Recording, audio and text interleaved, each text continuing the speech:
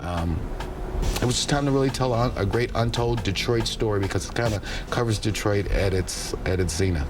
Very interesting story. We decided that we were going to make a movie.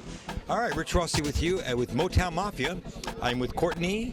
Louis Stevens, Courtney Brown. Courtney Brown Jr. And Alan Al Prophet Bradley. And this is an entrepreneurial, inspirational story too, because again, you know, I'm a real estate retail guy. You know, that's what my skill set is.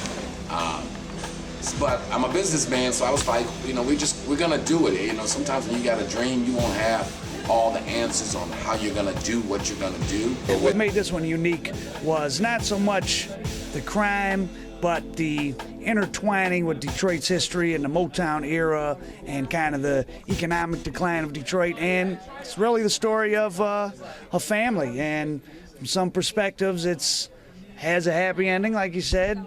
For others, it didn't have a happy ending. Right. Mondays, and we want to talk about asking for deals, not asking for favors, right? And being able to identify a big fella. You know, in the streets it is said, and you've heard it said 1,000 times, game recognized game. But that don't just apply to hustling or that world of hustling. You gotta be able to identify when somebody is on a certain level, and if you want to do business with them, that you need to do business on that level, because a person who's well connected or very successful, very influential, he's not going to bring his business model down to fit you down here. If he's up here and even if he likes you, you need to bring your game up to his level, because he's not going to bring his game down to yours. And I'll give you a classic example. So I was dealing with the Arab Lebanese clothing cartel some years ago, and through a mutual friend's introduction. And I don't know, I'm spending $1,500, $2,000 a week with the guy. Not a ton of money, but a respectable amount. You know, $7,000, $8,000, $10,000 a month I'm spending with him. Now, when he calls me into his office and he says to me, you know, just out of the blue, Courtney, you got a minute for us to talk? And I'm like, yeah. He says to me, so what are we doing here, Courtney? And I'm like, what are you talking about, Wassam? And he's like, are we gonna get some money together, or are we just gonna keep bullying? Basically, and I mean, this is like just off the cuff. And he asked me, so is we gonna get some money together, or is we just gonna keep bullshitting with each other? And I'm like, so what are you trying to say, friend? And he's like, well, you know, you come in the shop, you buy this, you buy that. But I mean, basically it was like, to cut to the chase, he was like, you know, this $2,000, $3,000, this $8,000, $10,000 a month we doing business is bullshit. Now, I didn't take it personal. I didn't let my ego get in the way. I listened. And this is important because we human.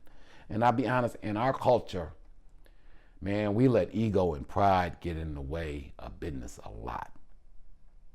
You know, one of the phrases my pops say that he got from Eddie, the fat man, was, sometimes you got to stoop to conquer. Sometimes you got to go low to get high. And when you're talking to somebody who's more connected or more plugged in or simply know more than you know about a situation, you can't let your pride get in the way of that, man. You gotta, and sisters, you gotta learn, we gotta learn to listen, and we gotta learn that, you know, everything ain't about always being right or showing somebody who you know or what you got, because you'll play yourself out of pocket.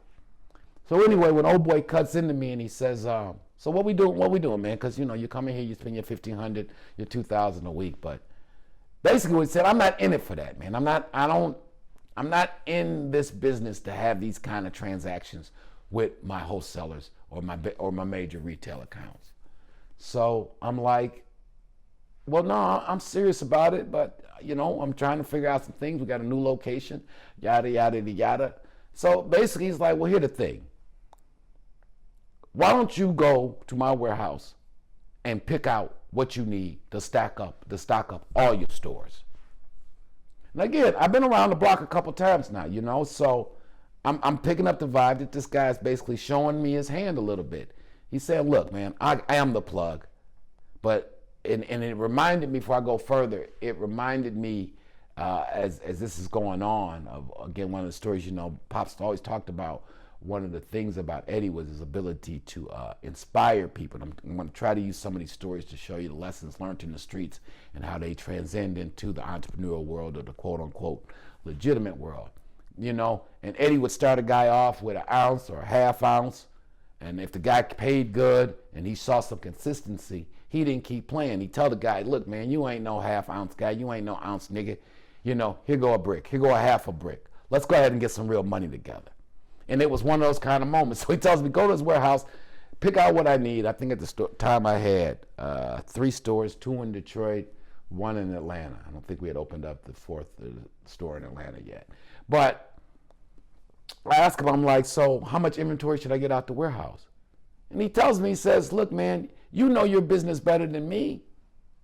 Once again, he's like, I'm not here. Either we're going to do real grown man business or we shouldn't do business at all.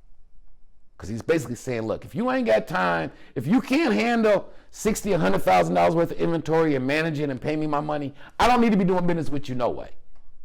Either we're going to do real grown man business or we're not, because I'm not in a position to do this little boy business. And we went on and we made a ton of money with each other. Really solidified me in that Lebanese clothing cartel world. And so, you know, the moral of the story is, you know, A, again, going back, relationships. B, everybody wants to meet the plug, as they call it, or the outlet, or yada, yada, yada. But when you meet them, you got to know what kind of conversation to have, and you got to know how to make a deal and not ask for a favor. So, and when I say make a deal, not ask for a favor, that means sometimes if I got plenty of cash, I got negotiating power. I can say, look, supplier, I'll buy XYZ and spend XYZ with you, but you got to lower your prices.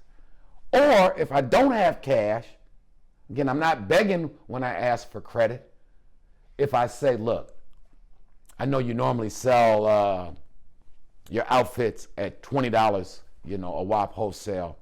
If you give them to me on credit, because I understand that when you give me credit, you're actually acting as my financier. You're playing the bank. You're playing the bank's role. That's why when you have a big stack of money, they call it the bank's role, a bankroll. That's, if you break it down the words, you're playing the bank's role. That's what having a bankroll is, right? You're playing the role of the bank. When people give you credit, whether it's on the block or at the bank or in any terms, that's what that person is doing. They are acting like the bank. They are the financier, right? So if you normally sell your outfits at $20 a WAP, but you're giving them to me on credit, well, give me 1,000 of the outfits, you know, that's $20,000, right? But no, you know what? I'll pay you 22, right? So it's another way of saying I'm paying interest without paying interest.